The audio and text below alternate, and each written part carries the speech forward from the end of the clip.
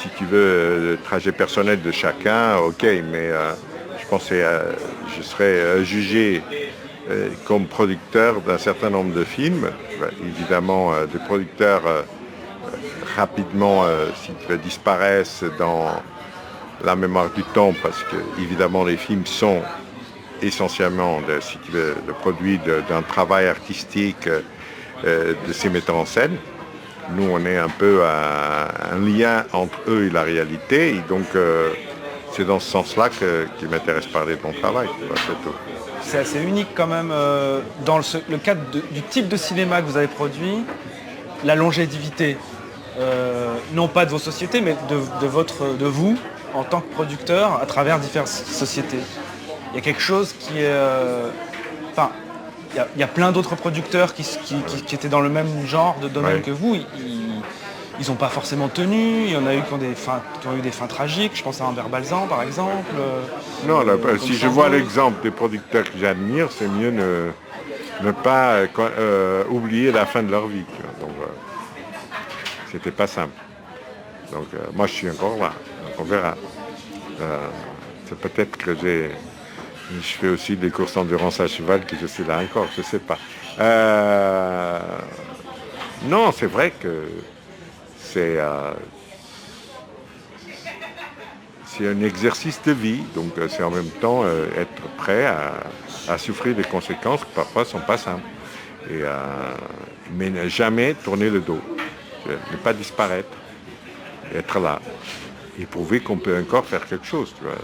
À partir des années 85, je me perds dans les années des films. Parce que jusqu'à là, même en portugais, après, je ne sais pas, même les films d'Oliveira, au jour d'aujourd'hui, comment ils se sont succédés, il faut que je regarde, hein, je ne me rappelle plus. Tu vois. Je sais, quand je commence à parler, je commence à faire, tu vois, je sais pourquoi Non est arrivé, je sais pourquoi Le Soulier de Satin, évidemment, parce que c'était le deuxième film que je tourne avec lui, tu vois, donc 85, ça c'est évidemment, Non 89, il y a des dates comme ça. Mais après les autres, je me perds un peu, parce que comme c'était un c'était une aventure permanente, tu vois. Il y a des années, j'ai produit 17 films, donc à un moment, je ne savais plus. C'est un film que tu peux raconter pendant 6 heures des histoires. C'est pas, on ne va pas rentrer là-dedans, mais il y a un moment, par exemple, on a tourné 17 jours de suite, parce que comme il y avait deux choses. Il y avait la peste équine et j'avais réussi à concentrer 200 chevaux en toute de nuit qui sont rentrés ici à Barroca sans que personne ne le sache, et quand j'appelle à dire, parce que c'était interdit les concentrations de chevaux. Et quand j'ai dit, mais ils sont déjà concentrés depuis longtemps, donc maintenant laissez-nous tourner. Donc on a eu une autorisation spéciale pour tourner, mais ils n'ont pas su que les chevaux avaient rentré cette même de nuit de partout du Portugal, tu vois, à travers les monts pour que je puisse avoir les 200 chevaux, tu vois.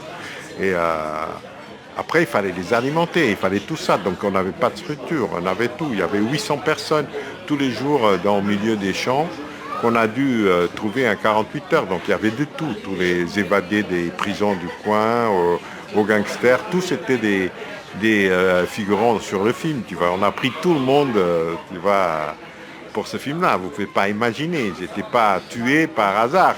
Il les faire travailler de 6 heures du matin à 6 heures du soir, presque sans manger, parce qu'Olivera les faire vêtir, tout ça, tu vois. De gérer tout ça, en attendant que s'il pleuvait, Olivera s'arrêterait. Il ne tournerait pas, parce qu'il voulait, comme c'était c'était la bataille qui se passait au Maroc, donc évidemment il ne pouvait pas pleuvoir, et deux, que quelqu'un de la direction générale de la vétérinaire apparaisse pour nous interdire de tourner, parce qu'on tu vois, on était quand même avec nous. Et donc tout ça, on a tourné 17 jours sans s'arrêter, plus de 14 heures par jour. Toute l'équipe, c'est 400 personnes, était quoi, 250, pas 300 personnes. Et pire que ça, avec Olivera, qui avait à l'époque déjà 89, donc il avait 86 ans.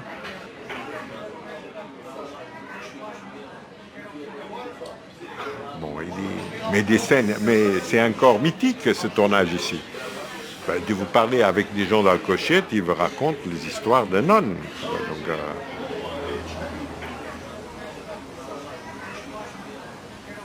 qui était bien, c'était le rapport que j'établissais avec les metteurs en scène.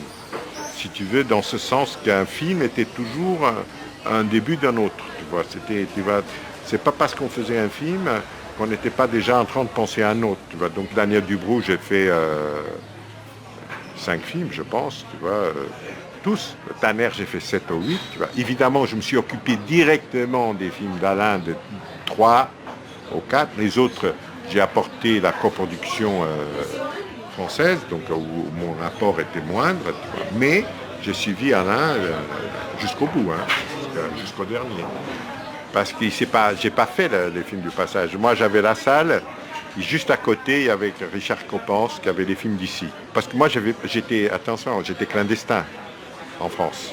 Donc, j'avais pas de papier, donc je pouvais pas avoir une société. Tu vas à la société qui gérait le cinéma, c'était moi qui faisais tout, mais c'est Serge Daney qui était officiellement le gérant en titre, tu vois.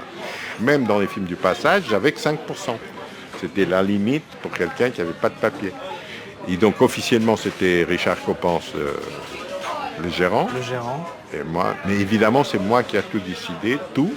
Personne n'osait prendre un mini. Moi, je pense que je s'aimais la terreur, je pense. J'ai foncé de n'importe il seul. Il s'apercevait après. Évidemment qu'on a eu des problèmes, j'ai assumé toutes les responsabilités du film du passage. Ça, au moins. Donc, personne n'a souffert avec quand le film passage a sombré. Personne. Sauf moi, évidemment. Mais si tu veux, il ne faut pas oublier que si tu veux, pratiquement il n'y avait pas de pub qui se faisait au Portugal à l'époque, il n'y avait pas de vidéoclip, il n'y avait pas de novelas, il n'y avait pas de télé, donc les gens qui risquaient de travailler dans le cinéma, c'était des gens qui avaient un futur très très incertain. Donc il n'y a pas de chômage pour eux, il n'y a rien, donc il fallait, tu vas d'une certaine façon, si tu veux, moi-même trouver inventer des projets pour que ça continue. Pour qu'ils puissent justifier, tu vois, cette confiance qu'ils avaient en moi. Évidemment qu'il y a eu une période où les choses ont été beaucoup plus difficiles, que c'était la fin de Gemini Film, par exemple. Tu vois, donc la fin d'une société, c'est jamais facile. Où là, j'avais un certain nombre de dettes vis-à-vis de techniciens, etc. Mais c'était une période courte. Évidemment, le système français les protège parce que dès le moment qu'il y a une faillite, ils touchent leur argent. Mais c'est vrai qu'à ce moment-là, tu vois, c'était la fuite en avant. Il y a un moment, les difficultés étaient grandes. Mais la plupart des gens qui ont travaillé avec moi, ils savaient que tu vois, les difficultés peuvent exister, mais j'ai jamais fui. Donc j'étais toujours là. Donc au jour d'aujourd'hui, s'il y a du retard ou non, les gens ne peuvent pas se plaindre de quoi que ce soit. Tu vois. Donc, mais évidemment, parfois il y a des retards et des choses parce que je cours des vrais risques quand je fais un tournage. Mais et donc dans la gestion journalière des vrais risques, parfois il y a des moments qu'il n'y a plus de jetons, comme on dit. Il faut continuer. Mais si vous voulez, la fidélité des gens, je les ai. Hein. Vous pouvez demander à votre ingénieur de son qui est là, ou vous pouvez demander à beaucoup de gens qui travaillent avec moi encore. J'avais appris que les grands producteurs Dino De Laurentiis avait fait 6 faillites dans sa vie, au 7, tu vois. Donc, tu vois, si vous voulez, un risque d'un film est tellement énorme, tu vois, que déjà qu'une société de production tienne 20 ans comme Gemini a tenu, c'est unique, tu vois. En faisant autant de films. Tu vois, c'est pas, il y a des sociétés qui tiennent 20 ans, mais font 3 ou 4 films. Ou des sociétés très, très structurées, comme les films du Losange, ok, mais bon. Et donc, c'est vrai qu'à l'époque aussi, la pression sur les metteurs en scène était moindre. Donc, ça veut dire qu'il y avait une beaucoup plus grande liberté de la part des metteurs en scène, parce qu'un soi-disant un échec, un nombre de spectateurs n'empêchait pas qu'ils puissent continuer à tourner. Au jour d'aujourd'hui, ils sont jugés immédiatement par cette espèce de dictature des chiffres qui existe, sans aucune analyse, un peu moins ridicule et bête que celle de comparer des choses qui ne sont pas comparables. Tous les cinéastes veulent du public. N'importe quel artiste fait la reconnaissance. Vous ne connaissez pas un artiste qui ne veut pas la reconnaissance. Mais qu'est-ce que veulent les producteurs ? Moi, j'adorerais avoir le public, avoir le succès. Le problème, c'est pas ça, c'est que je ne sais pas produire des films. Je connais. Si le problème, c'est pas que je sais pas produire, c'est que combien de fois je me suis trompé en pensant que j'allais faire un film grand public et je me trouvais avec des films qui après ne marchaient pas. Donc, bon, ça se passe avec beaucoup de monde, mais moi particulièrement, parce que j'estime que les publics très souvent méritent beaucoup plus de ce qu'on lui donne, tu vois. Et donc j'essaie d'être à cette hauteur-là. Donc évidemment, heureusement qu'il y a quelques films qui ont quand même marché et qui ont permis que cette aventure continue. Tu vois. Et surtout la reconnaissance. Il ne faut pas oublier que moi, ce qui est important, c'est que des films que j'ai produits il y a 30 ans soient encore vus maintenant. Et si vous voyez dans ces années-là, dans les cinémas européens, il n'y a pas beaucoup de films qui se revoient encore. Tu vois. Et donc, quelques-uns continuent à se voir, pas tous. Ils sont des références vis-à-vis des jeunes cinéphiles. Les cinéphiles, non pas seulement les cinéphiles, mais il y a des gens qui ont un rapport complet encore à ces films-là. Donc, l'état des choses, les films d'Olivera, même les gens normaux de Ferreira Barbosa. Tu vois, plein. Dans La Vie de Blanche, c'est une référence, même pour les cinéastes. La Vie de Blanche, c'est surtout une référence incroyable pour le nombre de grands cinéastes, tu vois, de Friedkin à Walter Salles, qui me parlait dans La Vie de Blanche l'autre jour, un autre grand cinéaste qui me disait que pour lui, c'est un film de chevet.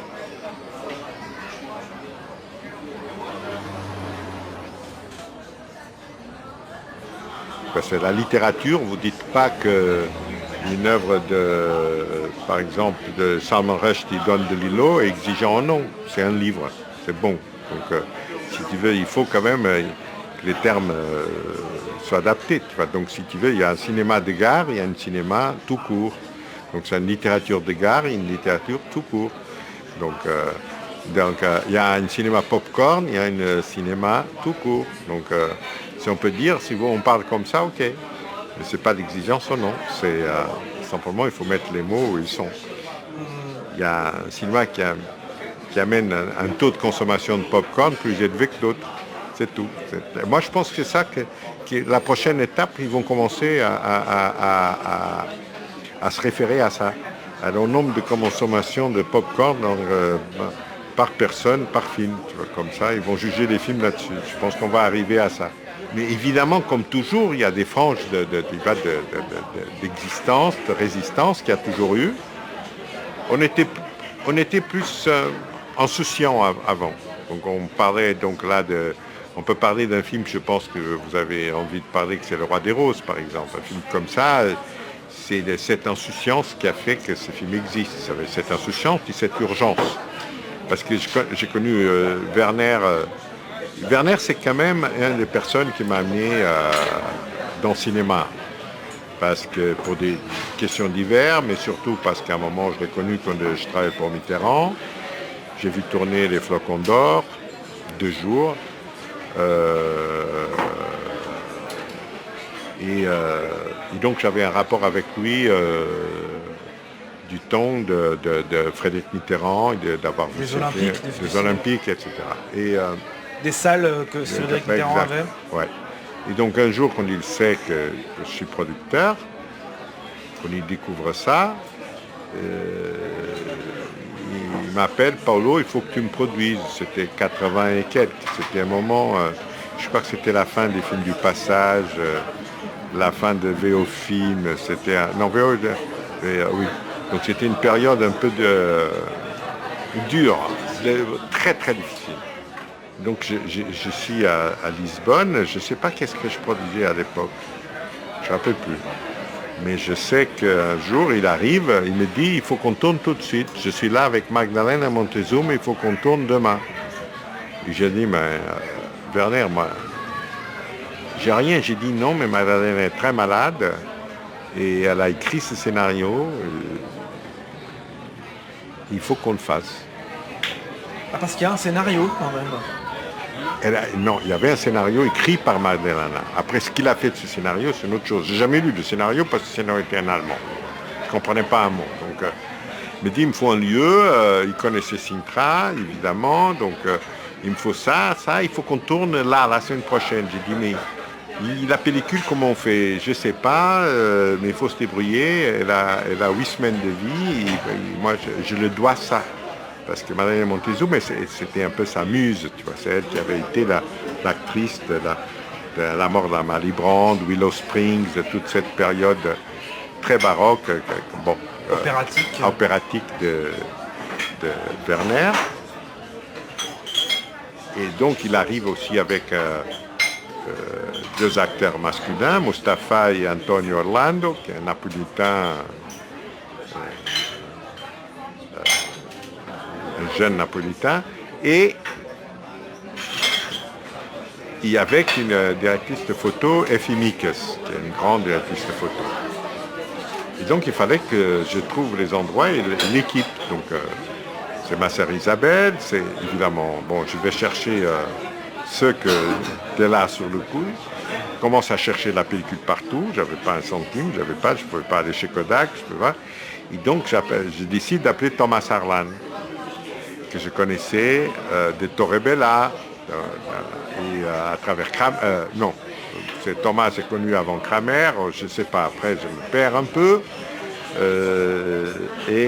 J'appelle Thomas, qui tout le temps voulait que je produise, et moi j'avais aucune envie de produire Thomas, parce que Thomas était tellement particulier qu'un producteur n'avait pas de sens pour lui. Lui-même, c'était un vrai organisateur de ses projets. Mais donc je l'ai appelé, j'ai dit, je suis dans la merde, est-ce que tu as des rapports avec Kodak, est-ce que tu peux... Et lui, il avait toujours des combines. Et j'ai dit, si tu m'envoies la pellicule, on se partage après, tu vois, des recettes et tout ça.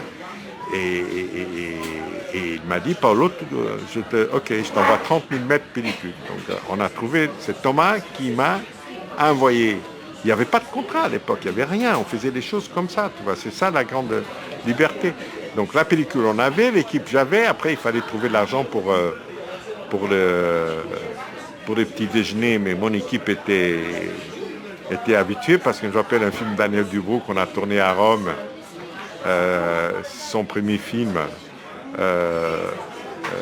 qui avait tellement pas d'argent qu'à un moment c'était le chef électricien qui était portugais, que j'avais envoyé, qui est Domingos, qui payait des spaghettis à toute l'équipe tous les soirs pour continuer à tourner. Donc il y a des moments où c'est vrai, on continue à tourner dans des conditions uniques.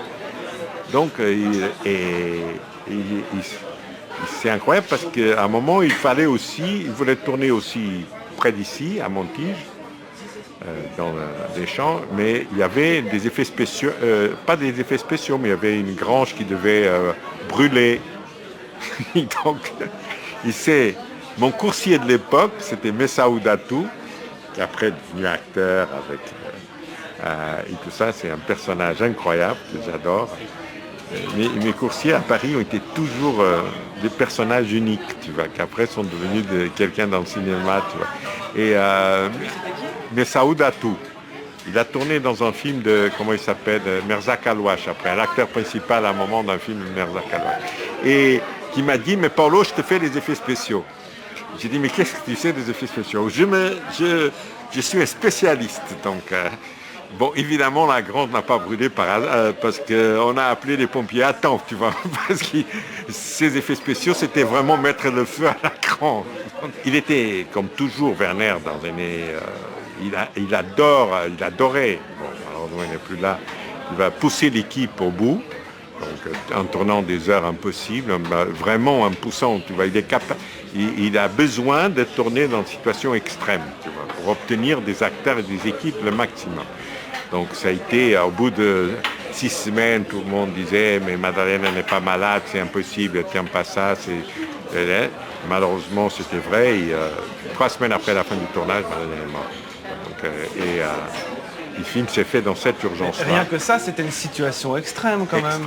Parce que c'est la mort qui rôde sur le film, qui plane. Mais jamais, mais tu ne sens pas ça. dans le film. Si tu le vois, tu sens ces rapports très extrêmes entre les personnages, tout ça. Et ça, Werner était vraiment incroyable pour obtenir ça. Il y a un rapport sacrificiel. Exact. Donc pour eux, c'était encore à l'ancien, comme Eric von Stroheim presque, tu vois. Donc il fallait que les gens soient là pour lui, des choses comme ça. Et le film, donc on a fini le tournage, mais après il n'y avait plus un centime pour finir le film. Donc le négatif était c'est Thomas qui l'avait, était à Tobis je pense, mais c'est Thomas qui avait comme l'appui qui était à lui, donc il fallait trouver des moyens de finir, parce qu'en plus Werner avec la musique et tout ça n'est pas simple, tu vois, donc les bandes sonores. Donc un jour, Werner montre des rushs à Hubert Balz qui devient fasciné par le film. Après c'est Wim qui voit, il devient absolument fasciné par le film, et chacun a apporté son petit bout. Ça veut dire Hubert a un peu d'argent, Wim s'en a occupé de la post-production et surtout de la bande sonore, tu vois, des droits musique. Et au bout de 2 ans, je pense que ça a pris 2 ans tout ça, tu vois. Le film à un moment est conclu, est fini, sans aucun contrat, pas des contrats d'auteur, rien, jamais. On avait fait ça en toute anarchie. Anarchie absolue. Donc un jour, on décide comment on va maintenant régler tout ça. Donc il y avait quand même le côté allemand de Film Verlag. C'était Film Verlag à l'époque, je pense. C'était même pas Wim. C'est Wim qui avait convaincu Film Verlag à faire ça. Et donc je me rappelle très bien que c'est Julia Lorenz qui était très amie de Wim. Je pense que c'est elle qui avait fait la veuve de Fassbinder qui avait monté le film. Et un jour, on se dit, bon, il faut qu'on se rencontre tous pour voir comment on fait. Et donc, très à l'américaine, on se dit, OK, rencontre à l'aéroport de Francfort. Et pour un film comme Les Rois des Roses, chacun de nous part et on se retrouve dans une salle à l'aéroport de Francfort. Film Verlag, Thomas Arlan, Hubert Balz, moi, et tous. Et on se dit, maintenant, comment on fait ça? Et c'est là que j'ai eu l'idée, à la place des pourcentages, divisons-nous les territoires. Donc, moi et Thomas, on garde la France, l'Espagne, l'Italie et le Portugal. L'Allemagne gagne tout ça, l'autre gagne ça. Il a dit, très bonne idée. Et comme ça, on s'est partagé les territoires. L'Europe, vous avez partagé l'Europe. L'Europe et le monde.